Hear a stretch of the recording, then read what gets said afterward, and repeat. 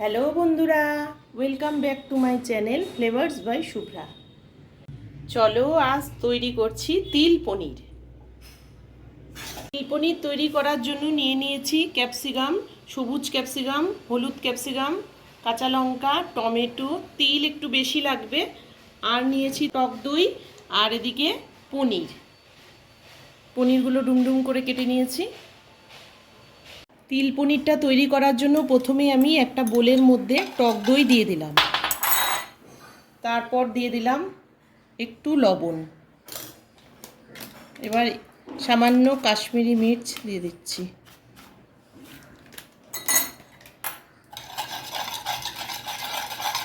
এবারে তিল আর কাঁচা লঙ্কা বাটাটা দিয়ে দিলাম,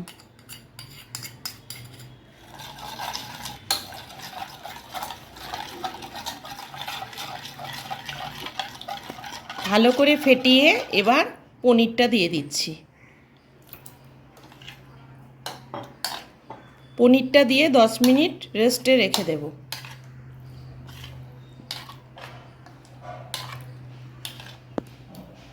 কড়াইতে পরিমাপ মতো তেল দিয়ে তেল গরম করে নিয়েছি, এবার 1 চামচ ঘি দিয়ে দিলাম। এবারে এক এক করে ক্যাপসিকামগুলো দিয়ে দিচ্ছি।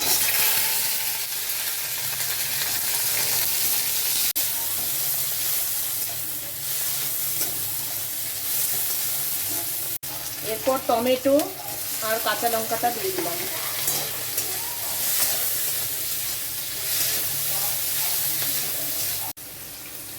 একটু সামান্য নুন দিয়ে দিচ্ছি, যেহেতু আগে নুন দেওয়া আছে তাই অল্প করে নুনটা দিতে হবে।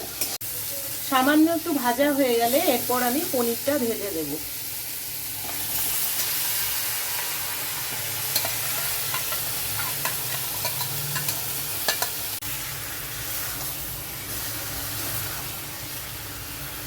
বেশি জোরে নাড়ানো যাবে না, তাহলে পনিরগুলো ভেঙে যাবে।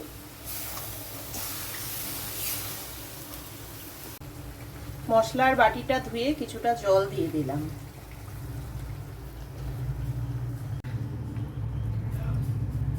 ঝোলটা দেখো ফুটে এসেছে, এবার আমি একটু গুড় দিয়ে দিলাম।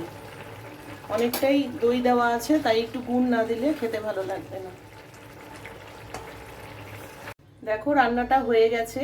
তোমাদের যদি আমার এই রান্নাটা ভালো লেগে থাকে তাহলে আমার চ্যানেলটিকে সাবস্ক্রাইব করে দিও, আর যারা ফেসবুক পেজ থেকে দেখছো তারা পেজটিকে ফলো করে দিও।